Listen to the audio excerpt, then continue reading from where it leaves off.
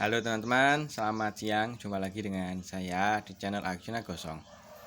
Untuk teman-teman yang ingin bersedekah, subscribe, silahkan subscribe-nya diklik dulu ya.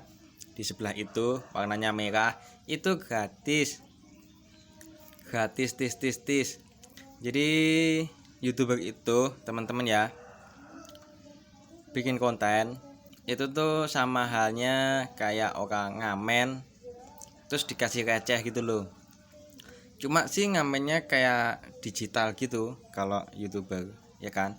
Terus cara ngamennya tidak selalu menggunakan musik, ada yang menggunakan ilmu pengetahuan, ada yang lucu-lucu kayak gitu. Kalau saya sih ngamennya lebih ke ilmu pengetahuan sih ya gitu, karena mau bikin lucu-lucu nggak bisa, mau nyanyi suaranya jelek. Jadi yang saya buat ngamen itu pengalaman dan juga ilmu pengetahuan yang saya dapatkan.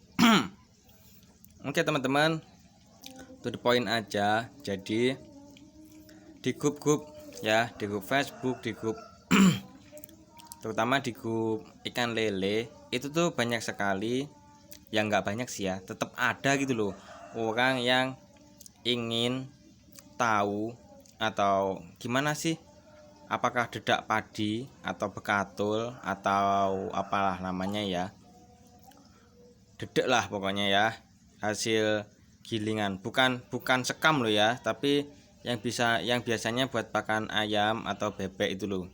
Nah ini tuh bisa nggak sih dibuat pakan ikan lele? Aduh, sorry, ada nyamuk. Sorry teman-teman ya, saya males ngedit, jadi ya tetap kita lanjut aja. Oke, pertama yang jelas, lele itu butuh protein dalam kadar 30%. Itu minimal ya. Terus apakah bisa? Nah, nih saya mau cerita sedikit. Saya pernah ya teman-teman ya, memanfaatkan bekatul atau dedek, bekatul aja ya.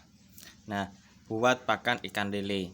Waktu itu saya tebak ikan lele, kepadatannya hanya 100 ekor dalam 1 meter air. Maksudnya luasnya 1 meter air ya, 1 meter persegi, ya Allah. Habis ada motor lewat, orangnya cantik, saya jadi lupa ingatan. Lanjut. Nah itu waktu kecil saya kasih pakan pelet ya, seperti biasanya lah ya, pelet biasanya. Terus waktu ukuran sekitar 1 kilo isi 30 ekor, itu mulai saya belajarin makan ginian, katul. Terus kalau diserok diambil ikannya, itu ikannya tidak gurus ya, tetapi ketika saya jual saya rugi. Nah jadi sampai saat ini saya yakin karena protein pada bekatul itu sangat rendah, jadi meskipun ikannya tidak gurus, ikannya tetap gemuk, tapi sebenarnya pertumbuhannya itu sangat lambat gitu loh. Udah jelas kita kalah waktu, rugi waktu ya, yang harusnya bisa panen misalnya tanggal ini bisa ngelebar ya, bisa telat 1 bulan dan semacamnya kayak gitu. Udah pasti, karena protein pada katul jauh lebih rendah. Habis itu meskipun terlihat gemuk ya, tapi pertambahan berat badannya itu nggak banyak tuh teman-teman ya. Jadi udah habis berkarung-karung bekatul ya, waktu itu 1 karung kalau nggak salah harganya 100.000 ya, dapat 50 kilo.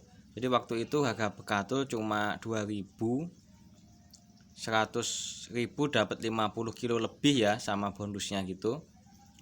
Itu udah habis banyak itu ya. Terus kalau dihitung-hitung tuh malah rugi teman-teman ya gitu. Nah proteinnya rendah. Terus dampak negatifnya teman-teman ya, jadi mau tidak mau, kalau ini kan dalam bentuk kayak tepung gitu ya teman-teman ya. Nah ini kalau dilempar ke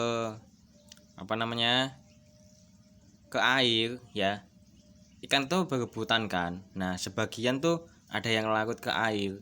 Nah itu tuh katulnya akan membusuk, kemudian kayak istilahnya tuh mencemari atau menurunkan kualitas air. Nah, jadi ikannya tuh cepetan mabok teman-teman ya. Habis dikasih makan pakai bekatul tuh cepet mabok. Tuh. Jadi lebih boros air juga buat ganti.